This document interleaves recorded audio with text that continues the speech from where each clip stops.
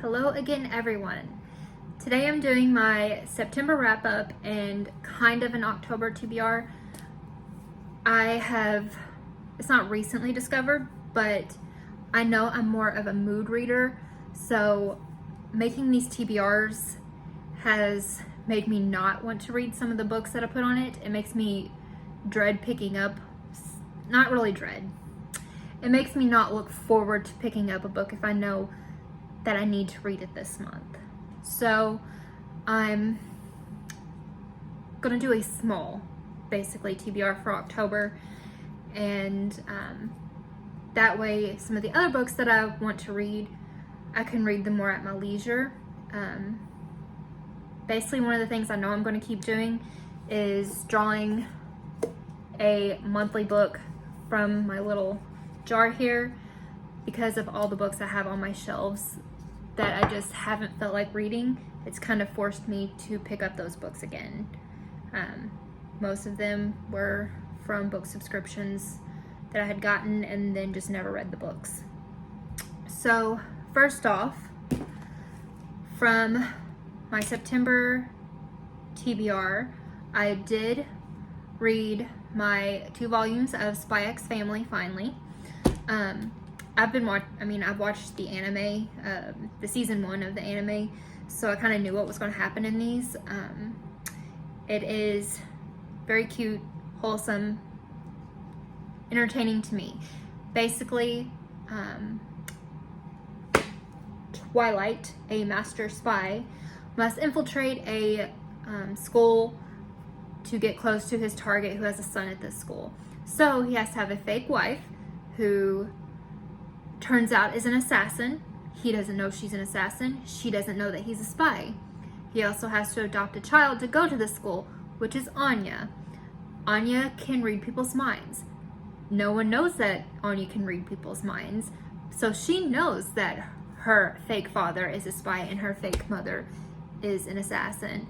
And hijinks ensue, of course. So very cute, would definitely recommend reading. I think the 10th volume comes out this month, or just came out. I think it might have just came out. So I do recommend if you're looking for something just cute and funny to read. So that was the only manga I think on my TBR for September. I am not going to put any manga on my October TBR because I do have quite a few volumes of stuff I want to read, but like I said, I don't want to force myself to, because like I know I want to pick up volume 3 of The Boxer soon, more of Spy X Family. I have some that I haven't even picked up yet. Like I think I have 3 volumes of it is the first 3 volumes because I don't think volume 4 is out yet, of Megumi and Tsugumi. I haven't picked up any of those. They're still wrapped in plastic. So I'm not going to put any manga on my TBR, and I'm just going to read that at my leisure. Next book that was on my TBR, Finale by Stephanie Garber. I finished that book. I was already 2/3 of the way through, so I finished that at the beginning of September. I do not have a copy of that because I finally got a library card. So the great news about that, I can start reading books without buying them all the time. So hopefully that will cut down on my full shelves in my office.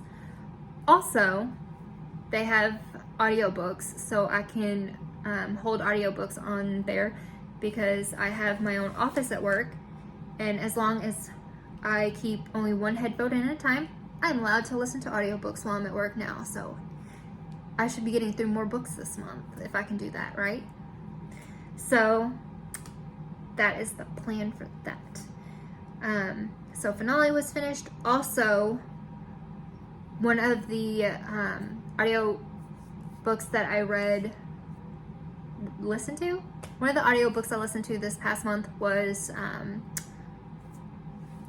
is it Hawthorne Legacy? It's the first Hawthorne book. I read that. I don't know if I will read any more because I think there's like 3 or 4 books, but I don't think I'm going to read anymore because I enjoyed the first one. if I decide to pick up the second one, it will be more of a at my leisure because there's so many other books I'm gonna read. I did enjoy how that ended, even though there is a cliffhanger. I'm fine to pause right there. It was enjoyable. It was Hawthorne Legacy, maybe something. But basically, this girl inherits all this money from a billionaire who she has no idea if she's ever met. And there's 4 grandsons that are basically written out, and his daughters were written out, and the money went to her. So you follow along all these mysteries to find out why the money was left for her. So it's entertaining. It was cute. Great audiobook. I definitely enjoyed the audiobook. Don't know if I would have sat through the whole thing if I would have read it out. Next book was Midnight Strikes. This was one that I pulled from the jar because it was one that I was not keen on picking up. This was was it March or April? I think it was March or April YA Outcrate book. I was pleasantly surprised by this. I don't know if there's going to be a second one. I think this is a standalone, but if there is a second book, I would probably pick it up. It follows a girl who's going to mingle in the courts to try to find a match to get a husband, but there's magic in her blood. Surprise, there's magic in several people's blood, but she somehow gets trapped in a time loop where she continuously gets killed every night for many nights. So I thought it was going to be repetitive, which is why I didn't want to pick it up, but it was actually really good. I actually had the audiobook and I got the audiobook on my Audible account and read along with it because some of these names I did not know how to pronounce because I think it's supposed to be French, maybe. I'm not sure what the names are supposed to mimic, but they were confusing. So I did the audiobook along with reading this, and it made it more entertaining because they had the names said correctly as well as in a dialect that made them more pronounced. So I do recommend the audiobook when you read this. It does have kind of some mystery elements to it, mostly because she's trying to figure out why she's stuck in a time loop, who caused deaths. So this might actually be a good book to read during the fall. Just even though it's not set like that, it gives me murder mystery kind of vibes. So I would recommend that as well. Next, which a lot of people have probably either read this past month or are reading this month because it fits so well, that is Masters of Death. I really enjoyed this. I gave it a 4 out of 5. I wanted to give it a 5. I really did. But some of the constant back and forth between characters is kind of supposed to give you that comedy sitcom vibe, I feel like. But it just confused me. Like, it was very quick back and forth. Jump to the past, jump forward. So many characters to keep track of. But it was entertaining. That's why I gave it a 4 stars. And I did enjoy it. And I have 2 volumes of it because I enjoyed it so much. But it follows a vampire, a ghost, the gone son of death, a godling from, is it Norse? I think it was Norse. So it's got all kinds of elements of different religions because it mentions Greek religions, Christian religions. It all kind of mingles together, and it is not really spooky, but it's a cute read for for October. I would definitely recommend. Next, actually the last two for my September TBR are the ending, because Divine Rivals, this was also part of my my August and September TBR, but I did not finish this. I'm still a third of the way through what I was at the beginning of September, because I didn't feel like picking it back up. But now I'm in the mood to pick it back up. I did really enjoy the part that I read, but I got sidetracked with other things. I read a lot of fan fiction. Most of the time, I'm in the mood for fan fiction. So I probably read, I think I read like 3 fan fictions that had over 200,000 words, and probably 10 that had over 50,000, and then a lot of shorter ones in between. I read a lot of fan fiction, more than I read books, just saying.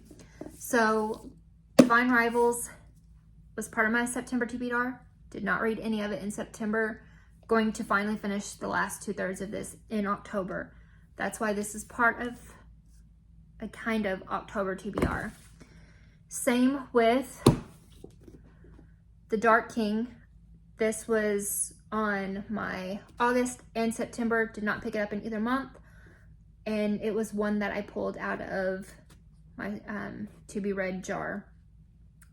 I have to read this.